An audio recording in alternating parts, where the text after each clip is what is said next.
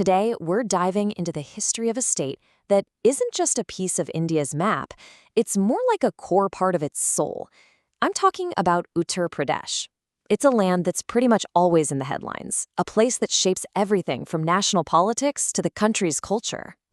But that really makes you wonder, right? How did this one single region become so absolutely central to the story of an entire subcontinent? Well, let's find out. I mean, just think about the claims made about this state. It's considered the sacred land of deities like Sri Ram and Sri Krishna. It's the very place where the Buddha's teachings first took root.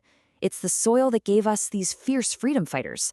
And politically, it's given India more prime ministers than any other state, which is where that famous saying comes from. The road to power in Delhi runs straight through Uttar Pradesh. So, to understand how all of this came to be, we've got to go back in time.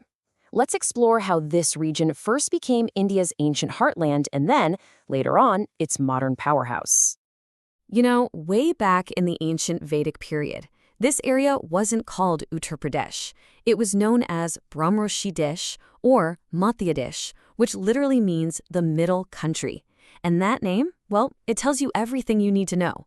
This was the home of legendary sages, the place where the foundational texts of Indian civilization were actually written. Its importance isn't some modern political fact, it's an ancient reality. So let's start at the very beginning, tracing its earliest history from the first human settlements all the way to its emergence as the birthplace of a major world religion. The sheer depth of history here is just staggering. I mean, we're finding human remains that go back to 10,000 BCE. We've got some of the world's earliest evidence of rice cultivation right here. This incredibly fertile land later became the absolute center of Aryan settlement during the Vedic Age, which, of course, set the stage for major political power. And by the 6th century BCE, it was the main stage for the great kingdoms known as the Mahajanapadas. And that brings us to a really important number, 8. Why is this number so critical to our story? Well, because of the 16 great kingdoms, the Mahajanapadas, that dominated ancient India, a full half of them, 8, were located right here in what we now call Uttar Pradesh. We're talking about legendary kingdoms like Kuru, Kashi, and Kosala. These are names that just echo through foundational epics like the Mahabharata and the Ramayana. So this wasn't just a center of power. For a long time, it was the political center of gravity. And its importance wasn't only political. It was profoundly spiritual. Right here, in Sarnath, is where Gautama Buddha delivered his very first sermon. In fact, he spent most of his life teaching all across this region, and that's exactly why Uttar Pradesh is known as the cradle of Buddhism. Now, with so much power concentrated in one place, you can guess what happens next. It sets the stage for the age of great empires. For centuries, powerful dynasties would rise up, and time again, they chose this fertile Gangetic plain as the very heart of their domain. The Mauryans were one of the first huge pan-Indian empires to rule from here. And under the famous emperor Ashoka, the region entered a kind of golden age for art and architecture. He dotted the landscape with stupas and these iconic pillars, many of which are actually still standing today. They're an incredible testament to the era's artistic achievements.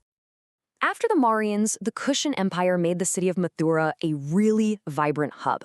This period saw the rise of the famous Mathura school of art. It's this unique style of sculpture that would go on to influence art all across Asia.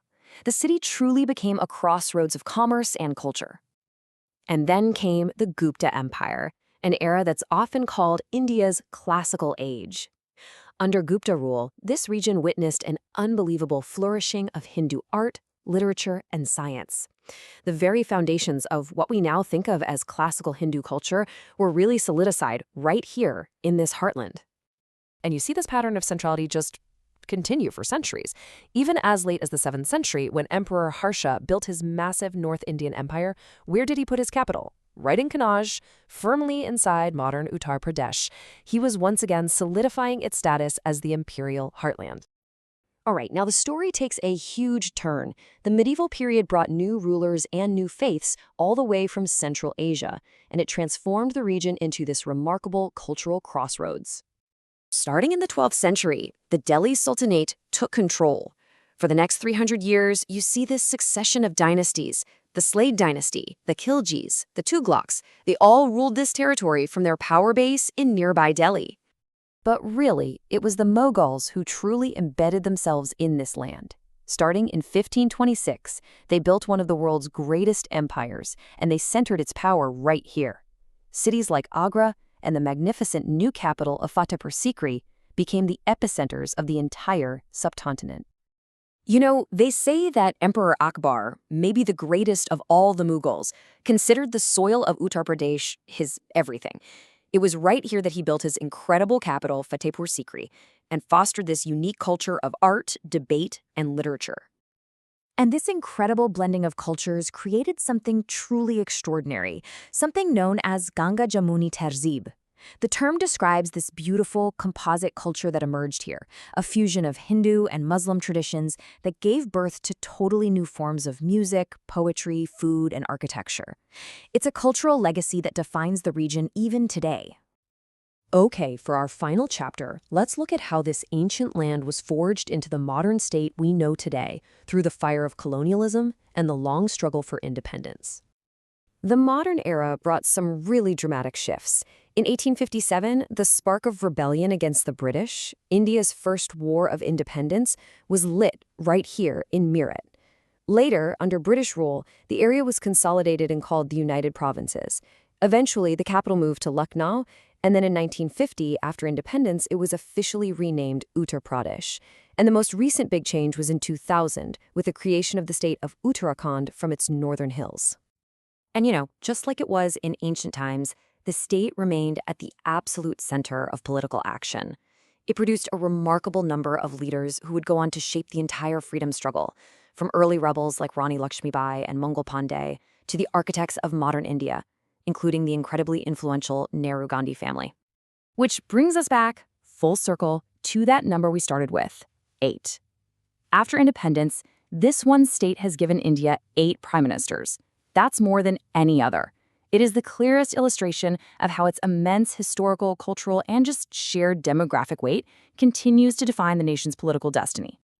So, from the ancient sages of Brahmrishi Deshburish to the prime ministers in modern Delhi, this land has been at the very heart of the Indian story for millennia. It's been a cradle of religion, a seat of empires, and a crucible of culture, which really leaves us with one final thought. After shaping India for over 4,000 years, what on earth will its next chapter look like?